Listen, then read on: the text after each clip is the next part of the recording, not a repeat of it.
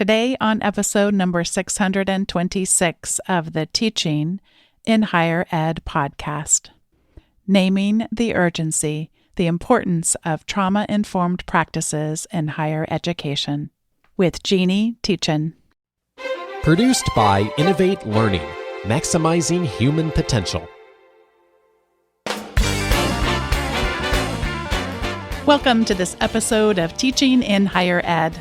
I'm Bonnie Stahoviak, and this is the space where we explore the art and science of being more effective at facilitating learning. We also share ways to improve our productivity approaches so we can have more peace in our lives and be even more present for our students.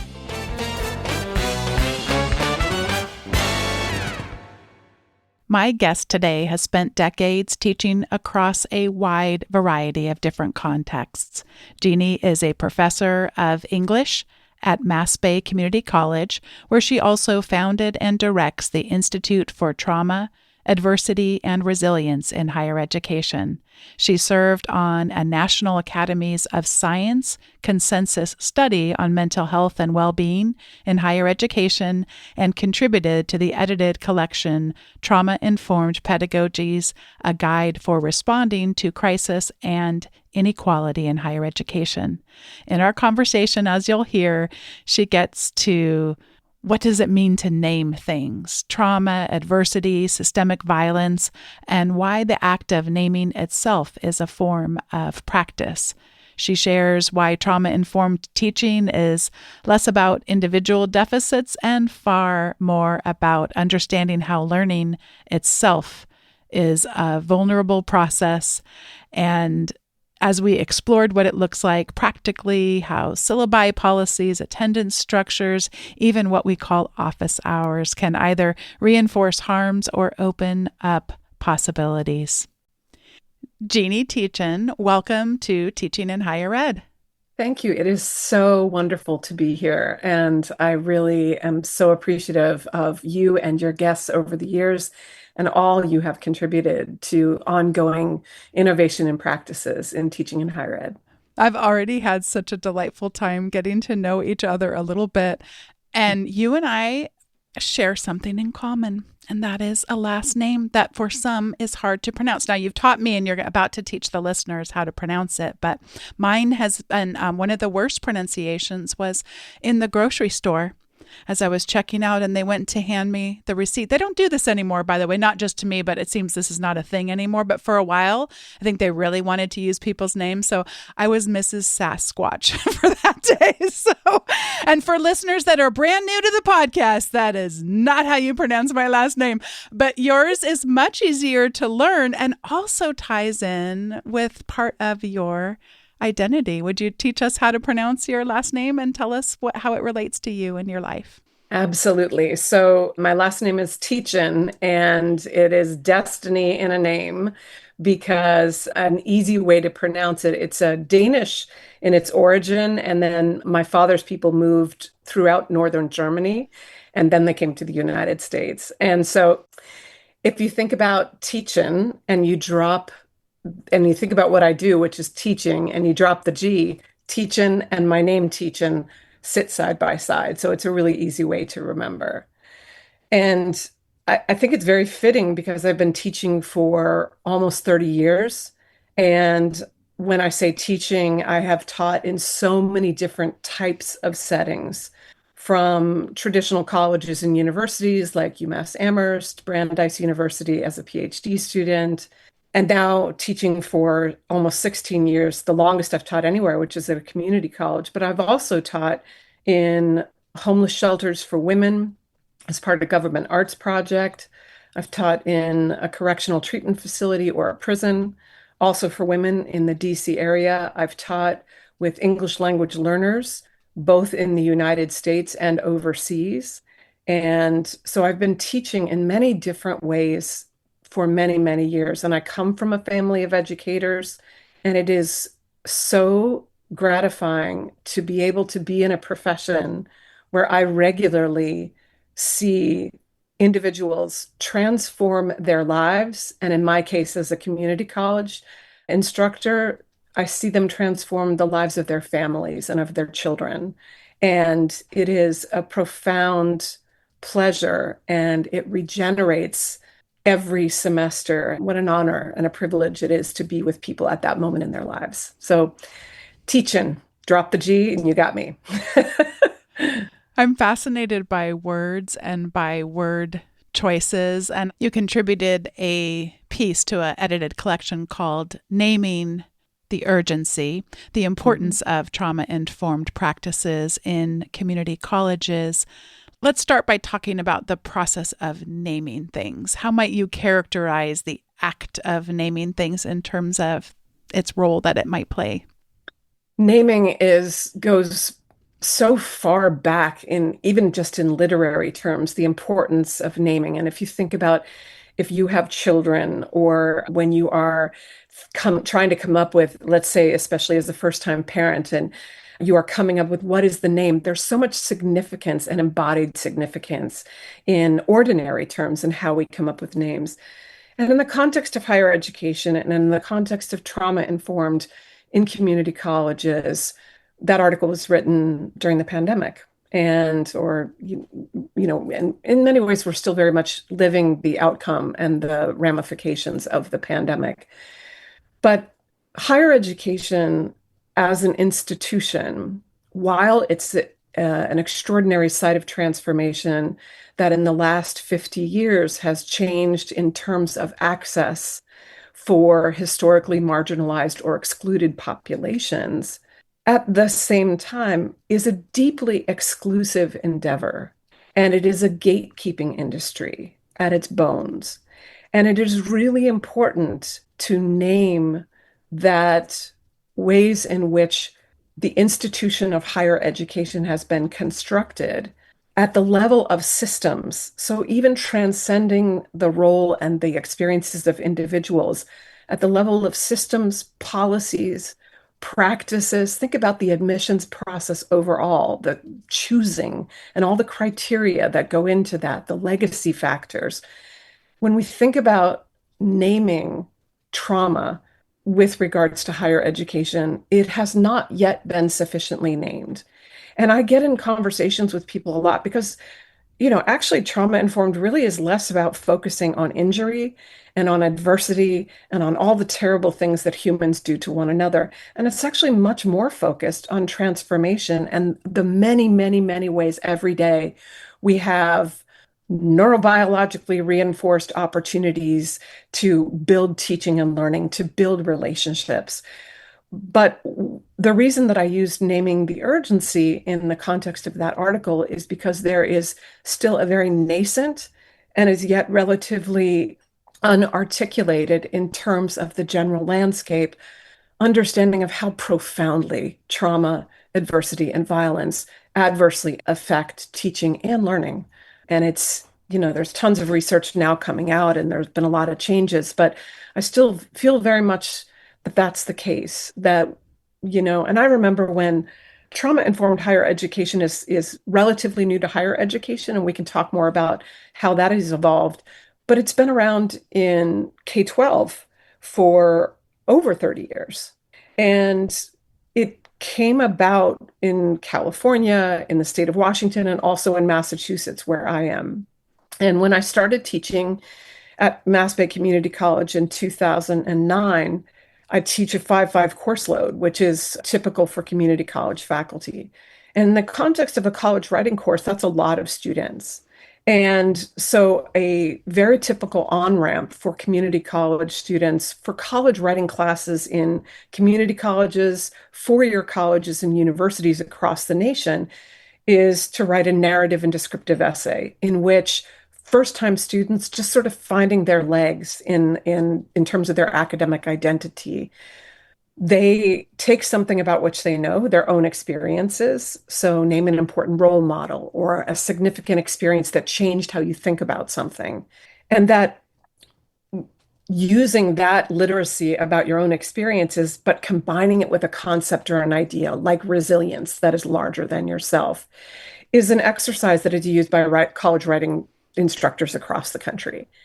And I was really struck by how, in the context of that first semester, I had students who were representing in really high proportions. So in a class of 24 students, it was average between 17 and 21 students per class were electing to represent typically not just one traumatic experience, like the murder of a family member, but they were representing that in the context of multiple intersecting experiences, such as political violence and family displacement and mental health concerns. And so I started asking myself, what is it about this class and what is it about the process of narrative and what is it about a college writing classroom that that students are representing this experience even with all these buffers in place. You can't write about something that's so raw.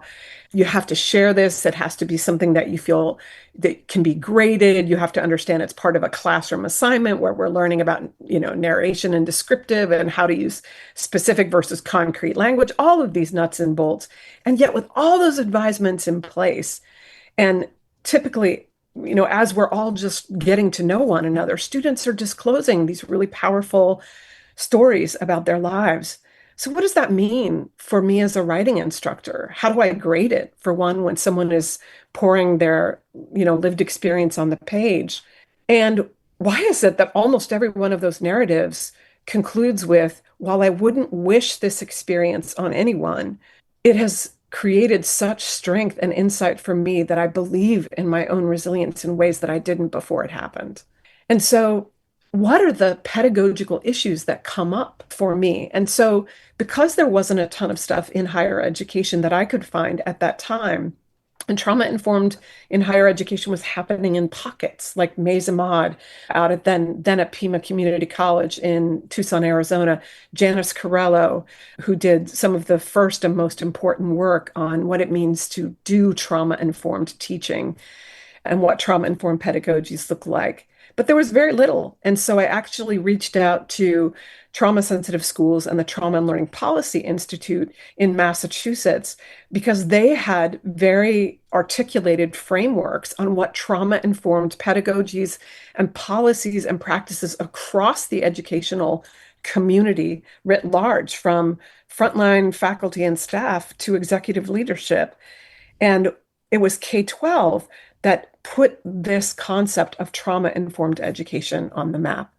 And so for me, it's really critical that until higher education as a nationwide culture really forefronts and recognizes and understands how profoundly learning is compromised, how profoundly teaching and learning together are compromised, that the educational alliance is both dramatically affected by systemic poverty, by systemic violence and racism, by experiences of individual and familiar and community violence, that all of these, it's not like students graduate at the age of 18 and leave their secondary schools and come to college with a blank slate. That is not the case at all. And in fact, many students have experienced traumas that are situated in educational settings, bullying experiences that are identity based, that profoundly shape how they feel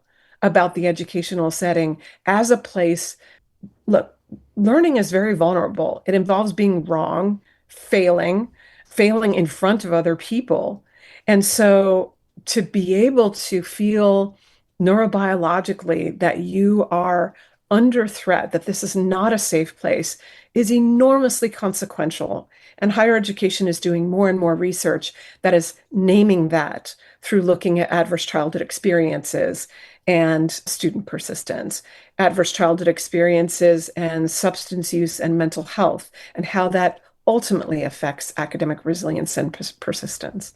So, in a nutshell, when higher education finally names and acknowledges profoundly how deeply trauma, adversity, and violence impact student lives and student readiness to learn, but also we ourselves as educators, as faculty and staff, and as communities that are compromised by institutional histories of inequity and gatekeeping and exclusionary policies and elitism, that we inherit these worlds. We didn't ask for them. We inherit these things, and they have a dramatic impact. And once we Once I, just speaking for myself, feel like that's been sufficiently named, at that point, I think we can then shift to only talking about resilient strategies.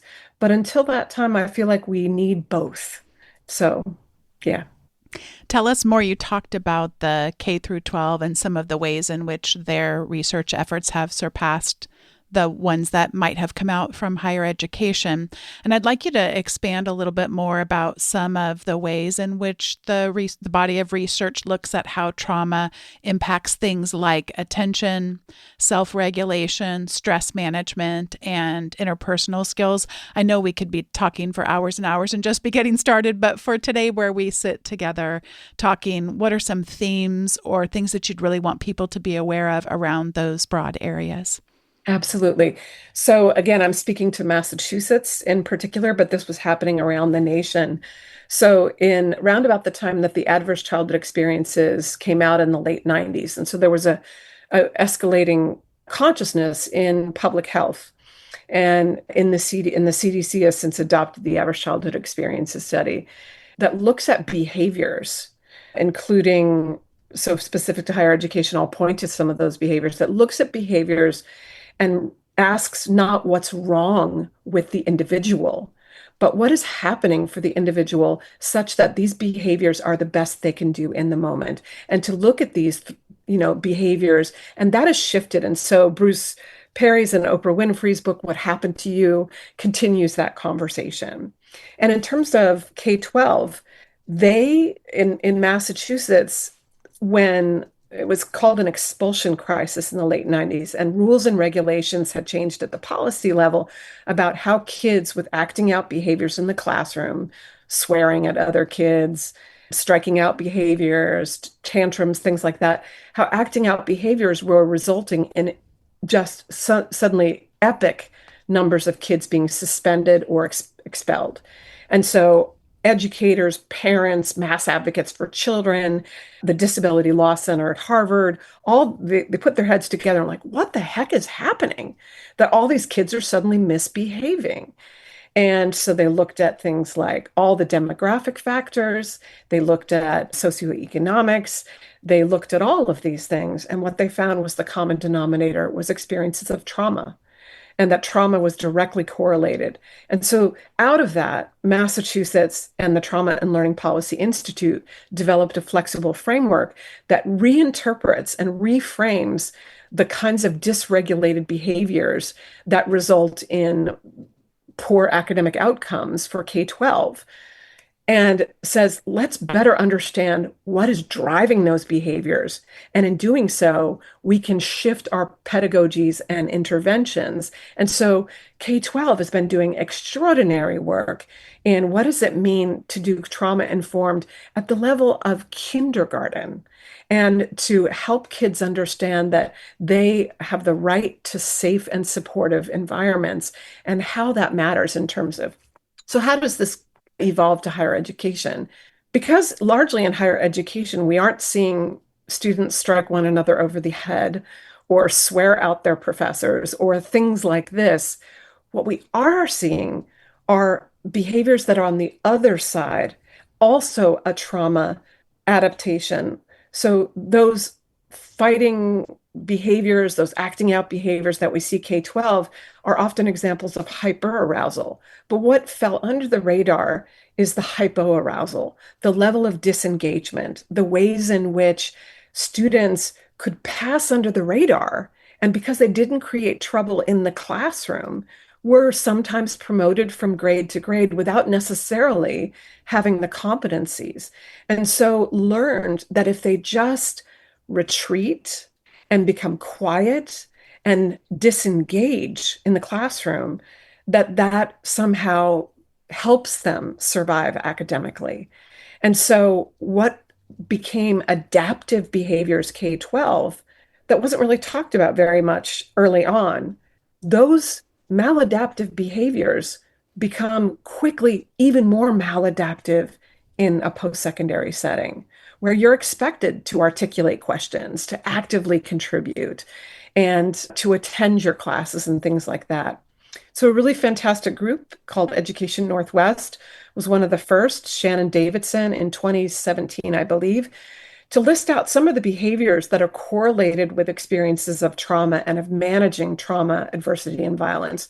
And the behaviors are very common behaviors: problems with attendance, spacing out in class, difficulty concentrating, lack of emotional regulation, especially around stressful situations like test taking or presenting in class. All of these ordinary practices and ordinary expectations in higher education, so many students have developed strategies for coping with them that become maladaptive in the post-secondary setting. And so, in fact, the trauma coping mechanisms that we see in post-secondary education are typically those that fall on the hypoarousal or the other side, but they're equally, neuroscience tells us, brain science tells us, clinicians tell us, researchers tell us, that is a form of coping. And it's a form of trying to manage the dysregulating effects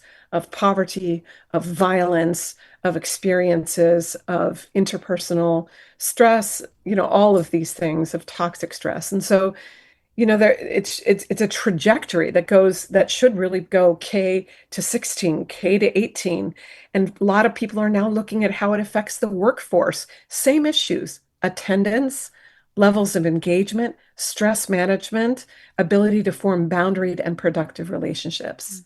So, in terms of how we're seeing it and why it matters in higher education, it's because without understanding some of the problems and problematic behaviors in higher education, the exclusive sort of gatekeeping response is, well, what's the matter with these students of today? How come they can't fill in the blank? Back in my day, fill in the blank, right? What does it mean to reframe that and to say, actually, these motivated students who are committing time, resources, and a lot of dreams. The first day of class, you see it on their faces: the hope, the anticipation, the nervousness, the anxiety around pursuing whatever their dreams are in the context of their college education. All of these things, reframing those problematic behaviors that nobody wants, reframing procrastination, reframing these things as these are a student's best ways of coping that have been adaptive for them many, many years prior, but they are no longer adaptive and point to the necessity of developing new strategies for managing stress, new strategies for becoming overwhelmed. So I think I lost a little bit track of what the question was, but well, but speaking of questions, I'm going to ask you a totally unfair question for my final question. And by unfair, I mean because it's you've already shared so much. And before we get to the recommendations, just wanted to invite you to think about small ways to shrink down what approaches we might have as educators. Absolutely. Yesterday, I was in a session with Tracy Addy and some of her colleagues. They are doing research looking at a observation protocol that can be used with lots of different strategies you could use in your class, from using students' names to diversifying the media that you might use to represent ideas and things like that. I'm naming one of like 15 different things that they look at, but they emphasized in this session such a good reminder for us all that yes, of course, this particular body of research is looking at historically marginalized populations, but there's this wonderful spillover effect that means it can benefit all students when we strategize that way. Are there things that come to your mind that are maybe more practical things that we could do to be able to better have Absolutely. systems and structures set up that may not feel quite as overwhelming? Sometimes we make these things bigger than they are, and then we stay stuck where we are, Absolutely, absolutely. And thank you for asking that question. And thanks for getting back to the practical, because that's where the magic is, right? It's where the magic is that we see every day in K-12. And to begin with, trauma-informed is equity-centered.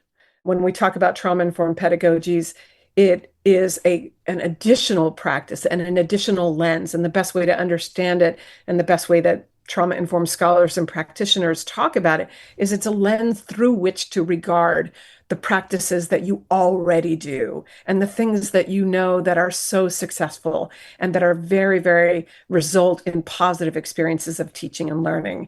And it's not about diagnosing students, let me be clear, or having to understand, oh, well, this student has an ACEs score of, or this student really struggles with housing insecurity, as do 8% of the college students in America who have experienced homelessness in the last year.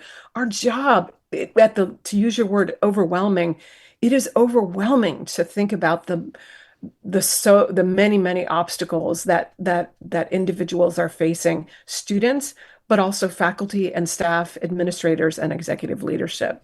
So it's about adding to our toolkits rather than replacing or somehow invalidating what we have. And it's the ordinary practices and what ordinary people come up with when they understand some of the basic science that creates so much amazing work every day, most of which is unseen, which is why podcasts like yours are so valuable, because it asks us, what does it look like practically? So what does it look like practically? Some of the practices, it looks at how we form. One of the things that we know about the brain is that it's a predictive instrument. And so the more that the brain can say, yep, I understand what the person who wears that uniform, or what the person whose voice sounds like this, or the person who stands in front of the classroom, the more our brains function predictively, and they're geared towards identifying what's threatening and what makes us feel safe. And so using that as a superpower, predictability is a container for scaffolding academic rigor, difficult things, the challenges, the things that are positive stressors that build teaching and learning in our classrooms, no matter what the subjects or even what the level is. But predictability, what does it look like? Does that mean we never challenge our students? Absolutely not. Does that mean that we can never have surprise quizzes? Absolutely not. Predictability means that you execute, that you manage your classrooms in such ways that there's a certain level of predictability about how things go, how we speak to one another, how you reach out to your professor. Are there clear avenues of communication that are regularly posted in the syllabus, in the learning software, face to face? Renaming, and this is Brian Dewsbury, I might be getting his name wrong, I apologize. Renamed office hours, which is often confusing for students, especially those standing at the threshold of an office watching a professor work, renaming them to student hours. That there are so many ways in which we create calmer, more regulated learning environments by deploying practices that say there's a certain amount of how we run this class every time that it's predictable. We'll start by talking about what are the objectives, and we'll close by saying, what are three suggestions that we have? What are three takeaways? And educators know these practices. Looking at attendance policies and late work policies through the lens, trauma-informed educational practices are proactive rather than reactive. So the reactive approach is a student exceeds the number of absences, right? Or a student turns in late work on a regular enough basis. And the reaction is, well, what's wrong with this student? The reaction is, how do I respond? How can I be fair? How can I possibly evaluate this given that the student turned it in 2 weeks late, whatever the case may be? And being proactive means having an approach that looks at the very many factors that might interfere with regular and consistent attendance in class, acknowledging them, normalizing them as part of the toolkit for getting ahead in higher education for students. So things like housing insecurity, food insecurity, mental health and struggles with mental health, childcare, transportation, putting those in your syllabus, normalizing them as part of the academic experience. This is part of the stress that you'll face. And then building that in. And so in my classes, we look at attendance policy first by looking at what do we mean by being on time, right? Because it varies according to cultures. And so we look at that. And then we talk about how does it affect a professor when a student comes in late? How does it affect other students in the class? How does it make that student feel? How does it make a student feel when a professor comes in late to class? And it all comes back to respect. And so, as a writing instructor, one of the practices that I do is I have us talk about this, their first writing assignment, which is a diagnostic. They look at this, and then we share it and discuss it. And only then do we finalize the attendance policy. And so, I borrowed this attendance policy and late work policy from Janice Corello. And the policy is that students have an automatic grace period for turning in work late. And so I'm constantly modifying and changing it. And I know a lot of my colleagues do the same, but building in this space for negotiation and communication around what to do if something comes up. What if your kid gets sick, if you're struggling with a health issue yourself? Building it in to this is like you should expect that these stressors are going to happen, and it doesn't mean you don't belong here, and it doesn't mean you are not a successful student. Let's be proactive about building in skills to do this. And so, for example, in my class, students can get an automatic extension up until the beginning of the next class. Usually my classes meet twice a week or 3 times a week, and they get an automatic extension just by emailing me. They don't have to tell me why. They don't have to spill their guts. They don't have to make up that their grandma died 3 times in one semester or any other authenticating thing that comes to mind. Instead, we build in this mechanism that gives them extra time. And then they have that additional extended time built in. And if they turn it in, that piece of writing, in my case, or that assignment is assessed just like any other and follows the same rubric and the same assessment criteria. If the student doesn't meet that extended deadline, and if that student has not reached out to me as a professor to set up another deadline, then that grade, and again, this is Janice Corello's great idea, can earn no higher than a B. And what that does is it creates a parity around the currency of higher education, which is grades, right? So that students who are turning in their work on time or do meet that extended deadline or do make those arrangements with their professor, because we all come late to meetings, right? That setting in this proactively makes us less reactive in the moment and sets up this realistic framework or container that understands the very real stressors and yet also prioritizes problem solving and prioritizing the work that we have to do in higher education. So good. There's so many other wonderful strategies that exist. I told you it was going to be an impossible question. But I really so much appreciate that you're bringing it to the practical, because that is where it happens. And that's where students see it and feel it.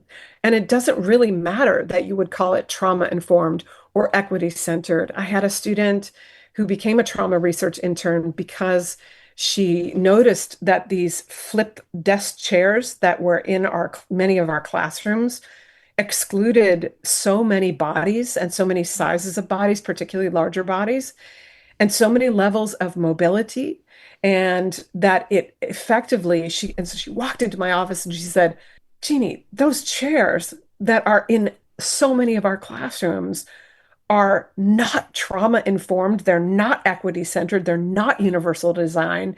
What can we do about that? And then she did her semester long research on trauma informed chair design and brought that before our board of trustees, who then decided in their strategic priorities that they needed to devote resources to getting rid of these one-armed flip over desk chairs that belong to only a certain specific kind of body and level of mobility, and instead changed. And the students hosted a chair fair, which is the vendors donated all these chairs and tables, and people filled out, oh, this chair is great, or this chair moves too much, or whatever. We collected that data, students collected that data, and then that informed what chairs the college ultimately bought. And it was expensive, like we still haven't replaced them all.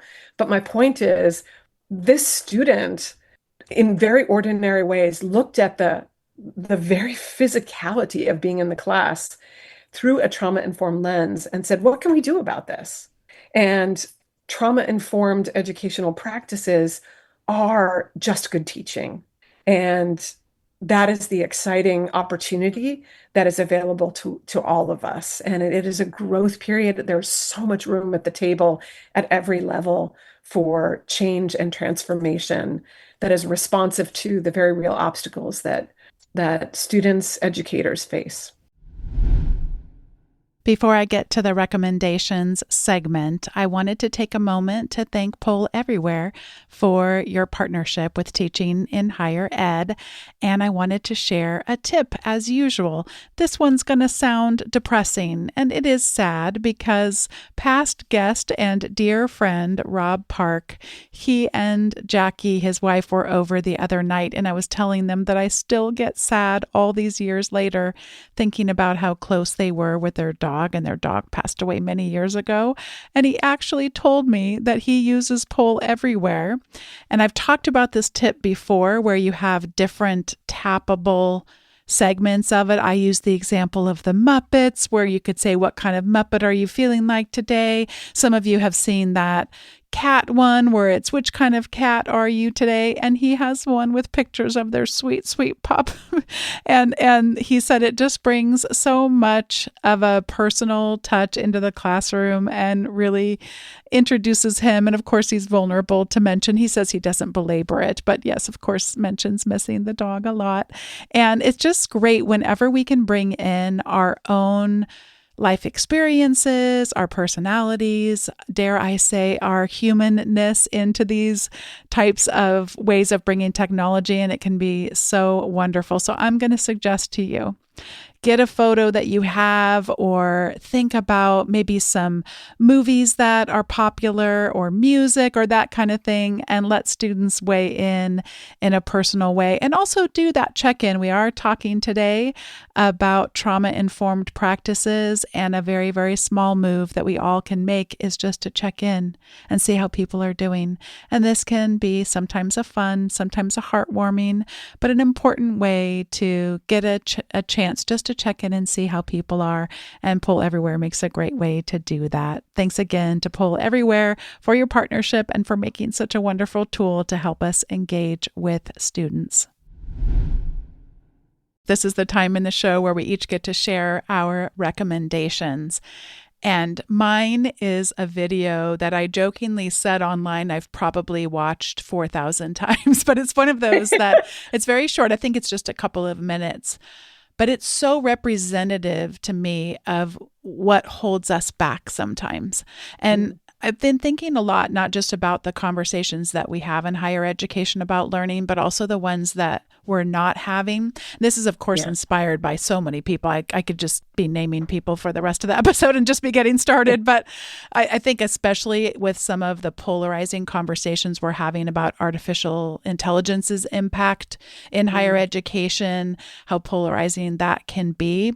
And I'm really enjoying those colleagues who are taking up some of the space there to say, I'm really curious about this thing over here because this thing over here isn't really being talked about very much, versus, jumping right into one side extreme or another. I find that something that I would like to honor about people when their curiosity takes them to those places. So what this is about is, broadly speaking, it's about how we can be held back from growth. We can be held back from learning.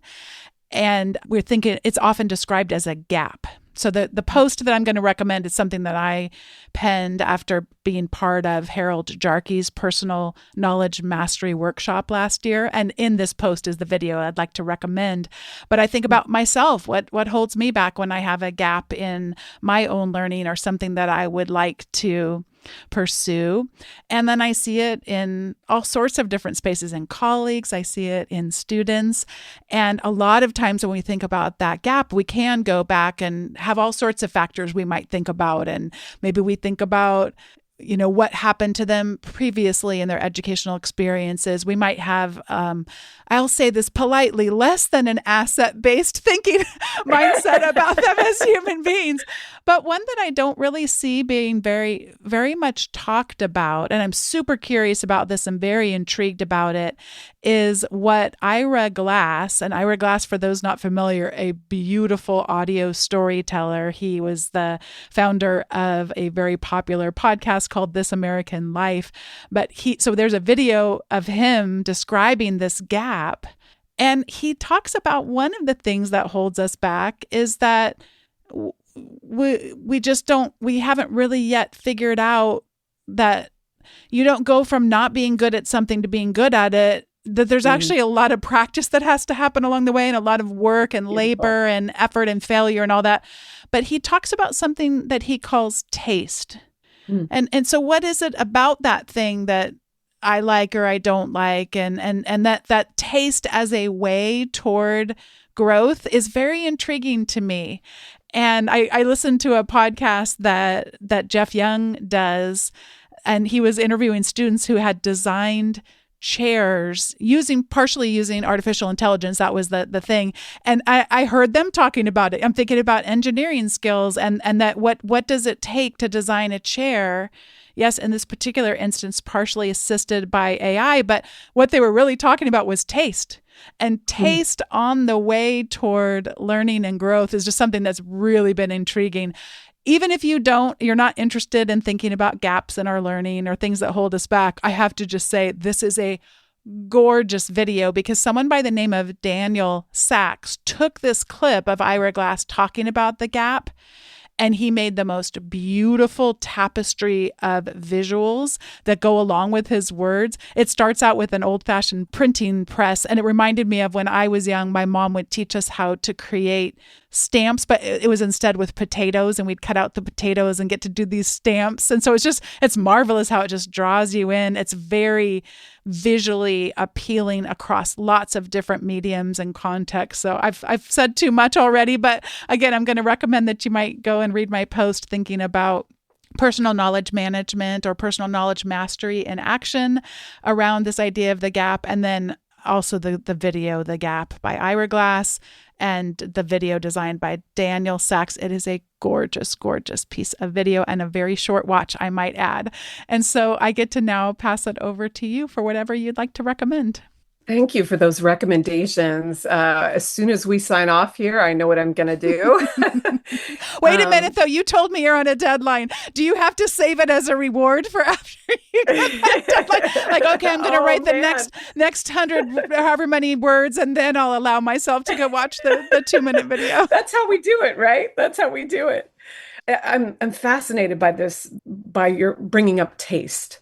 And how often that it's just such a powerful driver at every level of our lives. And actually, one of the things that I've been going to recently has to do with taste.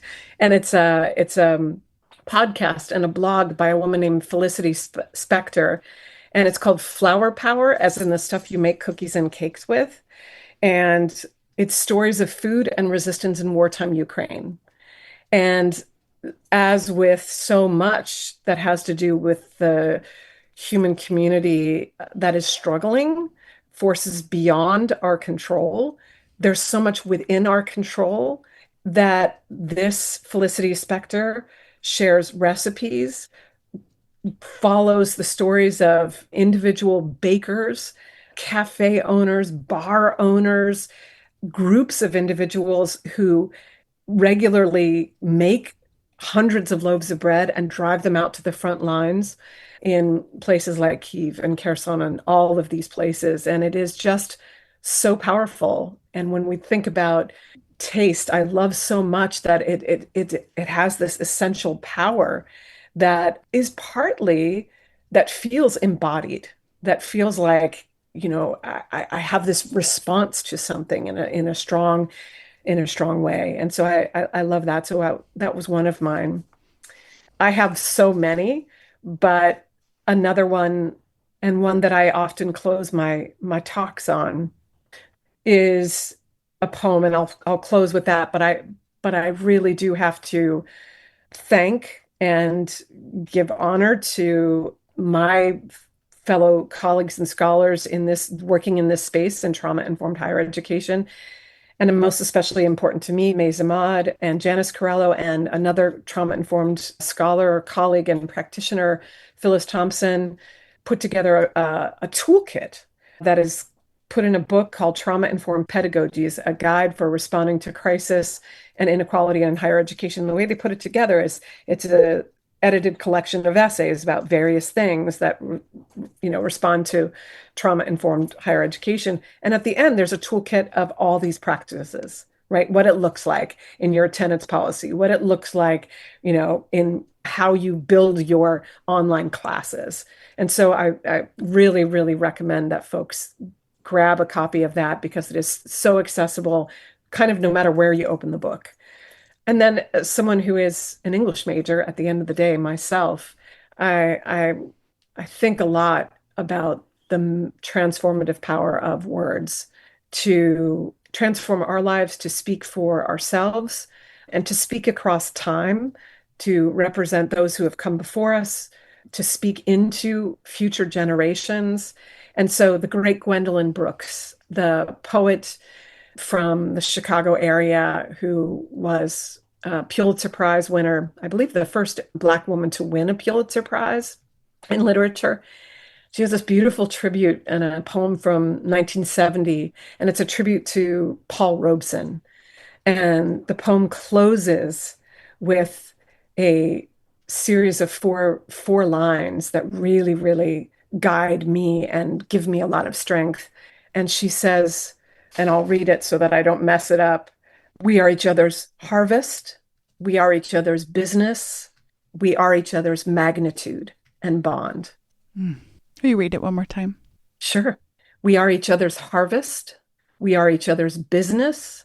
We are each other's magnitude and bond. Gorgeous. Thank you so much. Yeah. She should have been a guest on your podcast. She would have been so much more incisive. Thank you so much for this generous conversation. It's been delightful to get to know you a little bit and hear about your work and the ways in which your head, heart, and hands are aligned toward doing this work and collaboration. It's fun to hear you celebrate these people who have shaped you and are shaping others' lives too, and to hear about your teaching. And I'll never forget how to pronounce your name. This will never be a problematic name for me to come back to. Thank you again for today's conversation. Thank you so much. Thank you. Thanks once again to Jeanie Tietjen for joining me for today's episode. Today's episode was produced by me, Bonnie Stachowiak. It was edited by the ever-talented Andrew Kroger. And if you want to not have to remember to go download the episode's show notes, and I can almost guarantee you this one's going to be a great one full of lots of resources, I encourage you to sign up for the weekly Teaching in Higher Ed update. You can head over to teachinginhighered.com/subscribe. You'll receive the most recent episode's show notes as well as a bunch of resources that go above and beyond. Thanks so much for listening, and I'll see you next time on Teaching in Higher Ed.